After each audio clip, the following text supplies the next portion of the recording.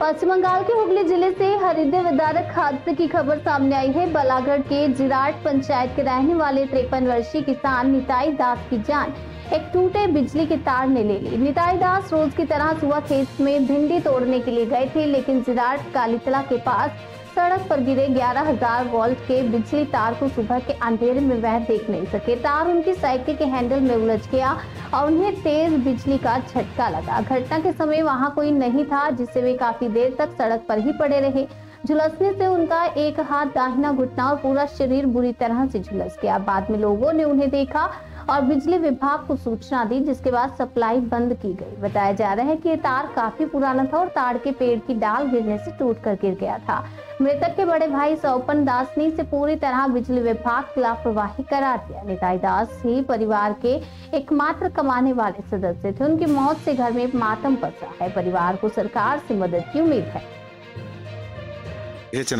আমরা দেখেছি সকালবেলা যখন যাই তখন দেখি ওখানে ইয়ে শুয়ে পড়ে আছে, সাইকেলটা গায়ের উপর আছে আর ধোঁয়া বেরোচ্ছে গায়ের উপর দিয়ে দূর থেকে দেখে এরকম ব্যাপার আমরা চিনতে পারিনি। তারপরে সেই একজন যাচ্ছিল ওখান থেকে আমাকে বললো, আমি দেখে আবার ইয়ে করলাম, সেই কারেন্টের ওখানে একজনকে পাঠালাম। সাইকেল নিয়ে যাচ্ছিলো, আমি যত গিয়ে ইয়েটা অফ করে দিয়ে তো মেন সুইচ ইয়েটা নামিয়ে দেয়, সে এবার গেল গিয়েটে তারপরে তো লোকজনের ভিড় হয়ে গেল। এই তো তার কি মাঝে মধ্যে ছিঁড়ে যায়? এখানে মাঝে মাঝে ছিঁড়ে যায়, এরকম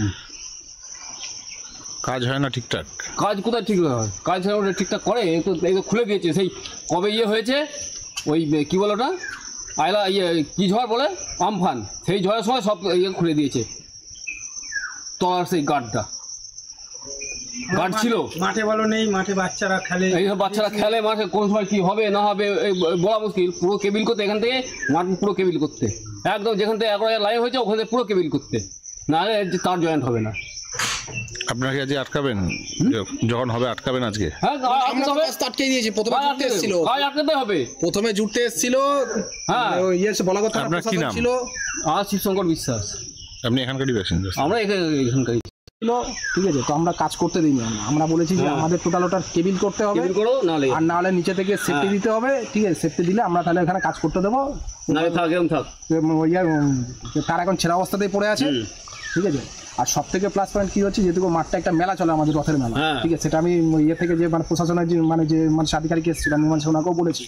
ঠিক আছে, যে এখন কাজ বন্ধ রাখুন, আগে আমাদের মানে কেবিল করতে হবে, সেফটি করতে হবে, তাহলে আমরা তার যুক্ত দেবো না, যুক্ত দেবো না। ওনারা আমাদের আশ্বাস দিয়ে গেছে যে ঠিক আছে ইয়ে করে দেবো আমরা।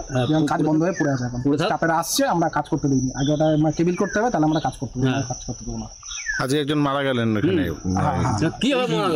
মানে সেই কারণে তো মারাটা গেলেন। সংসারটা কিভাবে চলবে বলো এবার? কি দেখলেন হঠাৎ, মানে কি অবস্থা যখন জ্বলছিল? আমি যখন ওখানে গেলাম তখন দেখি মানে সাইকেলটা পড়েছিল রাস্তার ধারে, গায়ের উপরে। ঠিক আছে, গায়ের উপরে সাইকেলটা পড়েছিল, মানে ইয়ে বেরোচ্ছে, ধোঁয়া উঠছে। ঠিক আছে, এই সমস্ত জিনিস দেখলাম। সকালবেলা ওই ভেন্ডি তুলতে যাচ্ছিল, গিয়ে ইলেকট্রিকের তার ছিঁড়ে রাস্তায় পড়ে থেকে ওর যেতে যেতে সাইকেলে আটকে পড়ে যায়। পড়ে গিয়ে ওকে কারেন্টের লাইন মানে তার আগুন জ্বলছে, মানে আটকে ধরে আগুন জ্বলছে দাউ দাউ করে।